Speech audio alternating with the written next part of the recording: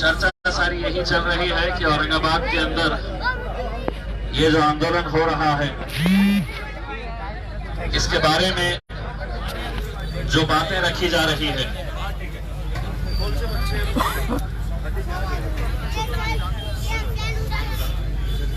वो हमारी बहन को, तो मैंने ये जरूरी समझा कि कुछ बातों का हिसाब अगर उसी दिन अगर हो जाए तो ज्यादा बेहतर रहेगा करके।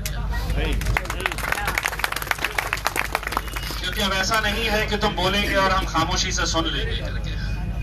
अगर तुम बोल रहे हैं तो तुम्हें सुनना भी पड़ेगा, और यकीनन कुछ ऐसी बातें सुनना पड़ेगा जिससे तुम्हें बड़ी तकलीफ हो सकती है। तुम गलत जगह पे हाथ डाल रहे हैं। इम्तियाज जलील पे हाथ डालना इतनी आसान बात नहीं है।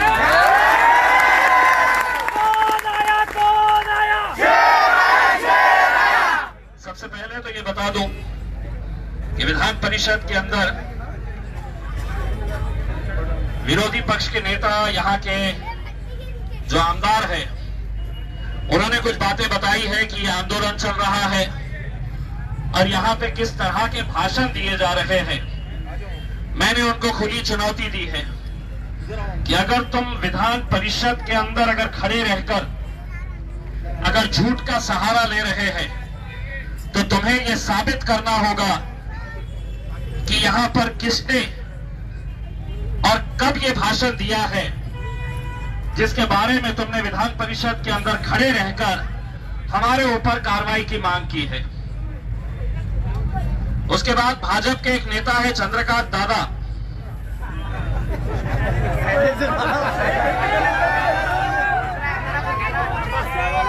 उन्होंने ये बयान दिया कि अब ये आंदोलन को खत्म करवाने के लिए हम सरकार से बात करेंगे, हम उप मुख्यमंत्री से, गृह मंत्री से बात करेंगे और ये आंदोलन बंद करवा देंगे। दादा, मी तुमच्या पार्टीचा काही कार्यकर्ता नाही आहे की तुम्ही जे म्हणणार आहे ते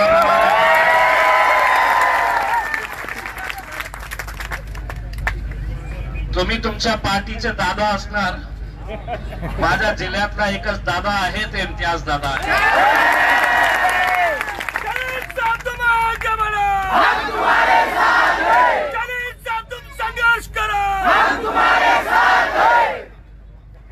तो ये गीदड़ भपकिया किसी और को दीजिए कि हम बंद करवा देंगे।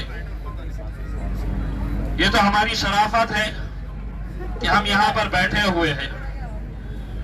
फिर बार बार तुम मुझे शाहरुख खान का डायलॉग बोलने लगाते हो।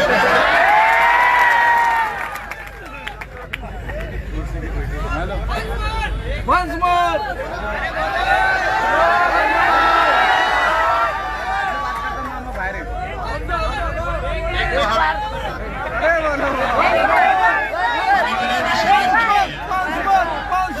और दूसरा ये है कि हम जरा से शरीफ क्या हुए तो सारी दुनिया। और अब विधान परिषद की डेप्यूटी स्पीकर नीलम गोरेताई,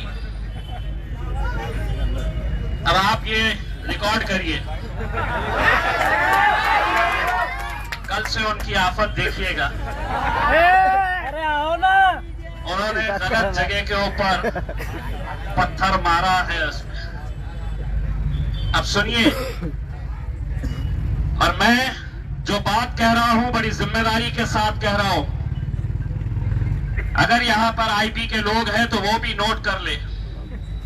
2010 में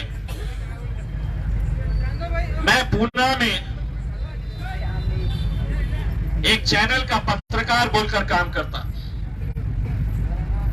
छत्रपति शिवाजी महाराज, इनके गुरु दादोजी कोंडदेव इनके गुरु थे या नहीं थे, इसके ऊपर विवाद चल रहा था। कुछ लोग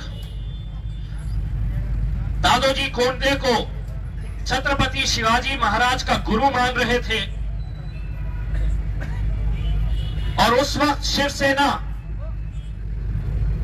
उसका विरोध कर रही थी। 2010 की बात, शिवसेना के एक बड़े नेता ने नीलम गोरे ताई, जो अभी डिप्टी स्पीकर है, उनको फोन किया और ये फोन की रिकॉर्डिंग पुलिस वालों ने हासिल की। फोन टैप किया गया। पुणे की स्पेशल ब्रांच ने ये दोनों नेताओं का फोन टैप किया। पुणे के बंद गार्डन पुलिस स्टेशन के अंदर केस रजिस्टर हुआ। बातचीत क्या हुई थी मैं नहीं कह रहा हूं, सुनिए ताई, मेरे ऊपर एमपीडीए लगवाने की बात कर रही हैं आप। एमपीडीए का मतलब Maharashtra prevention of dangerous activities act. उन्होंने वहां पर यह मांग की है कि ये जो आंदोलन कर रहे हैं इनके ऊपर एमपीडीए के तहत कानून लगना चाहिए। इनके ऊपर ये केसेस एमपीडीए के अंदर रजिस्टर होना चाहिए। तो सुनिए, अब आपका हिसाब पुराना निकालते हैं।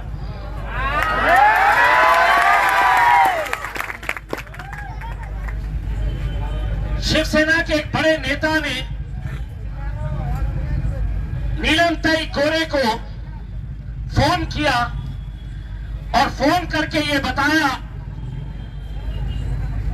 कि पुणे के कुछ इलाकों के अंदर तुम्हें शिव सैनिकों की भीड़ इकट्ठा करनी है, बसों के ऊपर पथराव करना है, पुणे मुंबई एक्सप्रेसवे पर 2 ट्रकों को जलाना है ताकि पुणे मुंबई एक्सप्रेसवे बंद हो। पुणे के किन किन इलाकों के अंदर तुम्हें गाड़ियों के ऊपर पथराव करना है। ये 2 नेता आपस में बात कर रहे। इम्तियाज जलील अपने मन से कुछ नहीं कह रहा। पुलिस ने ये फोन टैप किया। कौन है, किसका कैमरा है? पुलिस। आइए सामने आइए साहब, सामने आइए। मैं कहां आपसे छुप के बोल रहा हूं।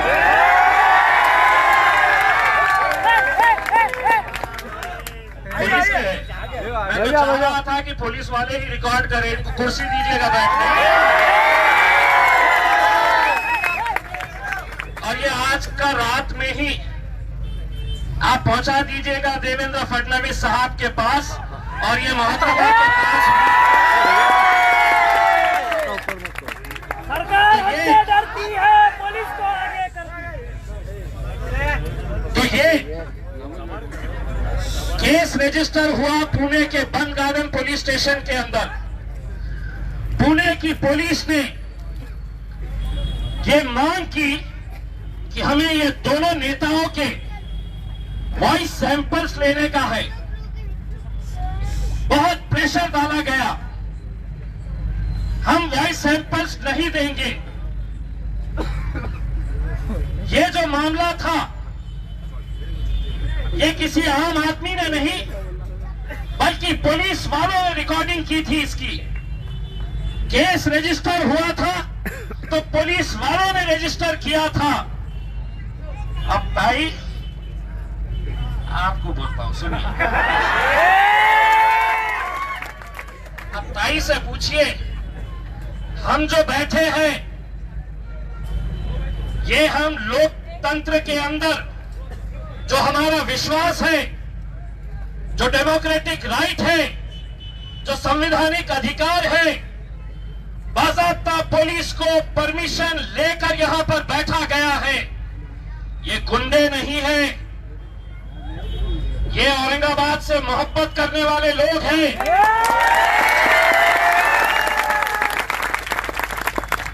आप मुझे एमपीडीए के अंदर ताई अब अंदर की बात सुनिए। कभी ये मामला सुना है आपने कि दो शिवसेना के नेता आपस में बात कर रहे, बसों को जलाओ, पथराओ, सुबह 6 बजे 200-300 शिव सैनिकों को जमा करो? नहीं सुना है। बात यहीं पे खत्म नहीं हुई। जब सरकार बनाने की बात आती है तो कैसे, किस हद तक ये चले जाते हैं कि हमारी हुकूमत बने, कैसे समझौते किए जाते हैं। 2010 के अंदर जो केस रजिस्टर हुआ था पुलिस वालों ने किया था, 2017 के अंदर ये केस वापस ले लिया गया। वाह, अभी तक तो हमसे इतना ही बोलते थे, वाह मोदी जी वाह।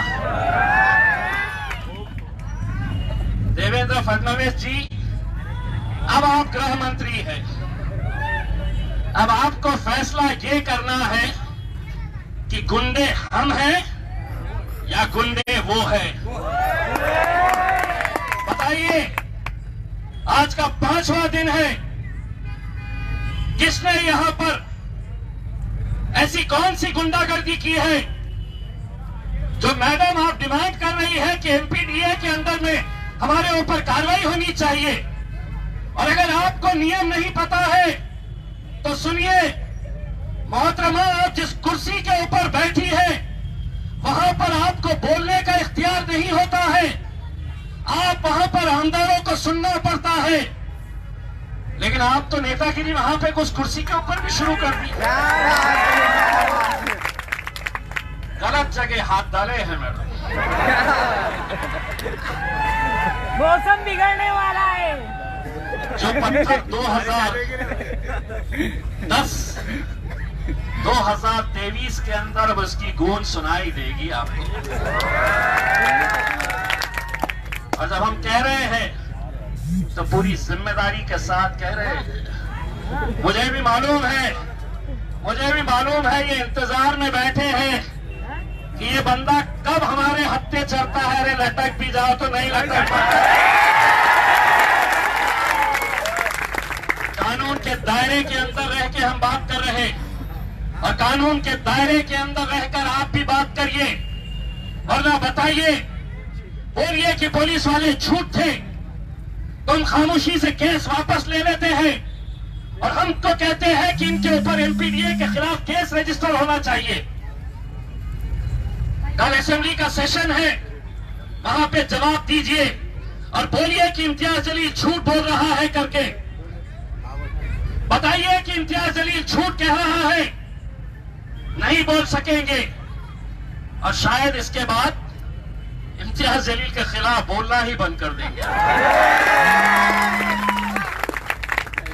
देखिए, कानून के तहत ये हमारा इख्तियार है कि हम यहां पर बैठेंगे, जमहूरी तर्ज पे हम हमारा आंदोलन जारी रखेंगे, हम लड़ेंगे, कानूनी लड़ाई लड़ेंगे।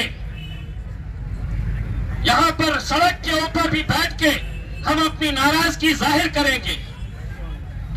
मैं मुबारकबाद देता हूं हमारे भीड़ बाईपास के राष्ट्रवादी कांग्रेस के जावेद पटेल साहब और उनके 50-60 कार्यकर्ताओं का, जिन्होंने ठोकर मारा है अपने पार्टी के पोस्ट को और कहा कि नहीं, हमारी पार्टी गलत कर रही है। अब ये इन्होंने करे तो शरद दादा चले गए बीजेपी के साथ नागालैंड में सरकार बनाने के लिए। आता पवार साहेब गेले भारतीय जनता पार्टी सोबत नागालैंड मध्ये। अब जब दिन भर ये जावेद पटेल और उनकी पूरी टीम आई है, जोरदार तालियां।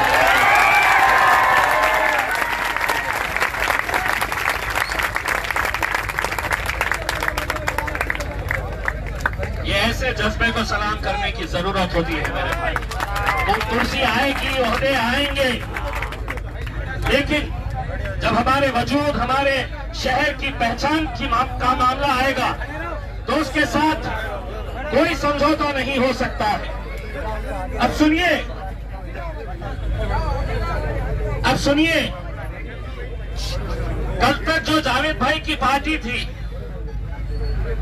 आज इनके जो सर्वा शरद पवार साहब बीजेपी के साथ मिलकर नागालैंड के अंदर सरकार बना रहे।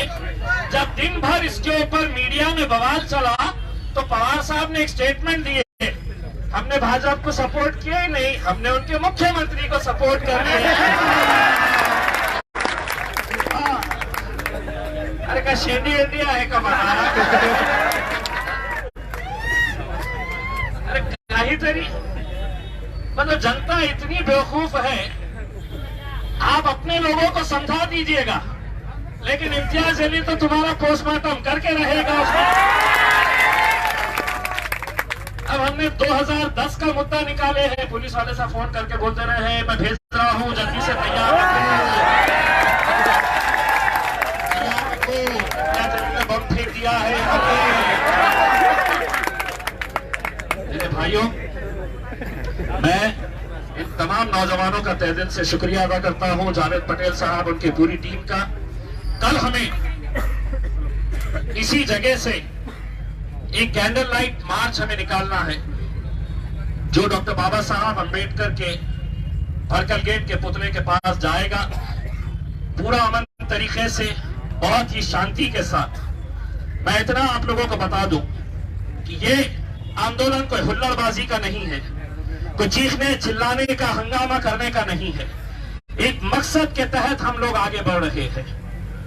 ये जो रैली यहां से निकलेगी, दो लोग अपने हाथ में कैंडल लेकर, दो के पीछे दो, दो के पीछे दो, ताकि ये दिखकर भी आए कि इसका सिरा जो है वो अगर भरकल गेट पे रहेगा तो उसका एंड यहीं पे खड़ा रहना चाहिए। इतने सारे लोग, लेकिन अगर किसी भी तरह से अगर कोई हुल्लड़बाजी करने की कोशिश करा तो आप ये समझ लीजिएगा कि ये कल हमारे आंदोलन का आखिरी दिन रहेगा। क्योंकि अगर इस मकसद में हमें अगर कामयाब होना है तो कहीं ना कहीं हमें बहुत जिम्मेदारी के साथ आगे बढ़ने की जरूरत है। हर शख्स ने ये सोचना चाहिए कि मैं ये आंदोलन कर रहा हूं, इंशाल्लाह इसके अंदर कुछ ना कुछ अच्छा नतीजा मैं जरूर निकालूंगा।